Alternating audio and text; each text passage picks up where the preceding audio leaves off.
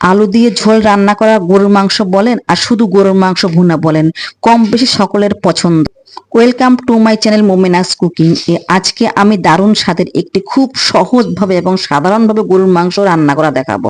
মাংসগুলোকে আমি ছোট ছোট করে কেটে নিয়েছি এবং প্যানে দিয়ে দিচ্ছি। পরিমাণ মতো আদা বাটা দিয়েছি, আর আদা যে পরিমাণ দিয়েছি তার দ্বিগুণ রসুন বাটা দিয়েছি।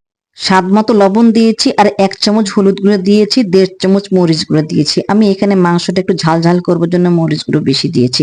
আর দিয়েছি দারুচিনি, এলাচি, লবঙ্গ, এবং পরিশেষে দিলাম আমি তেল। পরিমাণ মতো তেল দিলাম, বেশি তেল দিব না। এবার আমি সব মেখে চুলার হাই হিটে চুলায় বসিয়ে দিব। আমি একটুও পানি দিইনি, মাংসের পানিতে মাংসটা সিদ্ধ হয়ে গেল। এরপর দিয়ে দিব আলু। আলুগুলো ভালো করে কষিয়ে নিয়ে দিব গরম পানি। অবশ্যই গরম পানি দিবেন আপনারা। তো আমার রান্নাও এবার দিয়ে দিব কয়েকটি কাঁচামরিচ আর আমার বাসায় বানানো মশলার গুঁড়া। একদম দিয়ে আমি সব লো হিটে রেখে দিব। মাশাআল্লাহ, খুব সহজভাবে গরুর মাংস রান্না করে ফেললাম। আপনারা বাসায় ট্রাই করে দেখবেন, অবশ্যই আপনাদের ভালো লাগবে।